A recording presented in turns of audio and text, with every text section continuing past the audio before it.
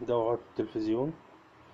عندنا مؤشر أحمر بيطفي ويشتغل اهوت، بيسموه بلانكينج. طبعا يا جماعة ده ظهر التلفزيون بعد ما اتفك. طبعا احنا عرفنا العطل، الليد بينور ويطفي بيسموه بلانكينج. طبعا ده ظهر التلفزيون، وهنشرح بقى المكونات.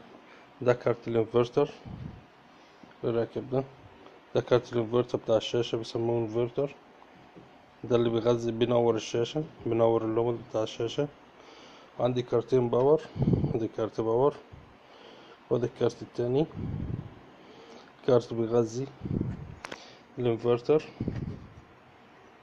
وادي 220 اللي هي الكهرباء بتاعتنا 220، وده رايح هنا. وطبعا ده كارت الباور التاني، كارت الباور التاني بيغذي كذا حاجة. ده كارت كنترول دوت، اللي هو دوت. هنا في طبعا التلفزيون ده شوية حديث يعني. هنا في حاجة اسمها ريسيفر، ده زي الريسيفر بالظبط بتاع البيت اللي انت اللي بتشغله في البيت، اللي هو الريسيفر عادي، اللي هو الدش بيسموه الدش. ده في كارت ريسيفر، يعني بتركب بس كابل الدش هنا واشتغل ريسيفر. هنا في هارد ديسك عشان يسجل، في كمان اكسترنال هارد ديسك هنا اهوت. هنا كارت الشاشة، ده بتاع مسؤول عن الشاشة أو الألوان والصورة والحاجات دي كلها. أما دوت فالانفرتر ده اللي بينور اللمبة بتاعة الشاشة، هو دوت بيسموه انفرتر دوت، زي ما احنا شايفين كده. طبعا المشكلة كانت في كارت الباور دوت، كانت مشكلة باور اللي بيولع ويطفي، كانت مشكلة باور في الكارت اللي هوريها لكم كمان شوية.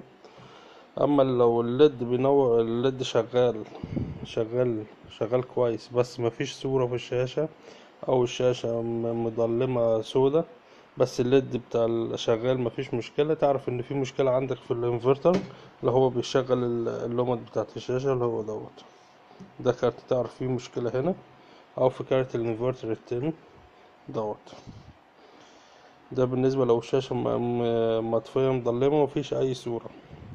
اما لو عمال يدي بلانكينج او الليد بينور ويطفي، يعرف ان في مشكلة في الباور. كويس. طبعا ده كارت الباور زي ما احنا شايفينه، انا فكيته من الجهاز. الكارت التاني طبعا يا جماعة، بس كل كارت يعني ليه مخارج. طبعا اللي بيشتغل في الكروت بيقيس الخارج بتاع الكارت من هنا، ادي فيه خروج هنا، وهنا في الخارج بتاع الكارت، وهنا طبعا هنا في مسفت، هنا عشان كذا كلها مسفتات. هنا مسفت كله مسفتات هنا وهنا. وده نفس القصة برضه. هنا الخارج بتاع الكارت من هنا، ادي الخارج بتقيس الفولت عليه، وهنا الخروج بتاع الكارت. طبعا المشكلة كانت في الاي سي الصغير اللي تحت، كان في اي سي تشيب صغير كده هنا، شباية صغيرة هي دي. بس المشكلة كمان ان الشباية دي، لا طبعا دي الشباية بتاعت حماية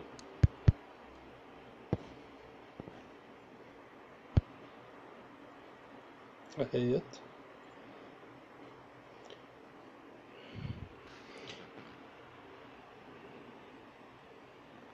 هي دي اللي كانت خربانة اتغيرت. طبعا الداتا شيت بتاعتها هنا، جايبين الداتا شيت بتاعتها اهي. طبعا هسيب حماية.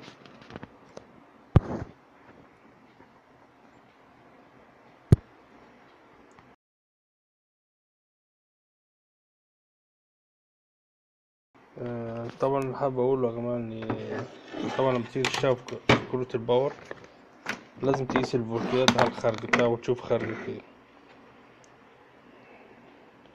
وزي ما قلنا قبل كده، لو الليد عمال يولع ويطفي، بيشتغل يولع ويطفي، يبقى كده مشكلة في الباور. لو الليد شغال كويس مفيش أي والشاشة مضلمة، يعرف في مشكلة عندك في الشاشة في كارت الانفرتر، وساعتها بتشتغل عليه على طول. شكرا. طبعا يا جماعة التلفزيون بعد ما اشتغل، بعد ما اتصلح، اتفرج عليه. طبعا الانديكيشن راح، والليد نور اخضر زي ما انتم شايفين، والشاشة هتفتح. معلش انا بصور كده لان التلفزيون كبير 52 بوصة، فمعلش يعني انا بصور بس كده اهوت. الحمد لله بعد ما غيرنا الاي سي الصغير بتاع الحماية اشتغل معانا التلفزيون. وزي ما قلنا يا جماعة قبل كده، ان لو قطع الليد قعد ينور ويطفي زي ما كان عامل معانا في الاول، يبقى ده كده مشكلة في الباور. اما لو منور اخضر زي كده، منور اخضر بس الشاشة سودا، مفيش اي حاجة، اعرف كده ان المشكلة في كارت الانفرتر. الشاشة هنا زرقاء، لو شاشة سودا بس منور اكتر كده، اعرف ان في مشكلة في كارت الانفرتر. شكرا. التلفزيون بعد ما قلبناه واشتغل،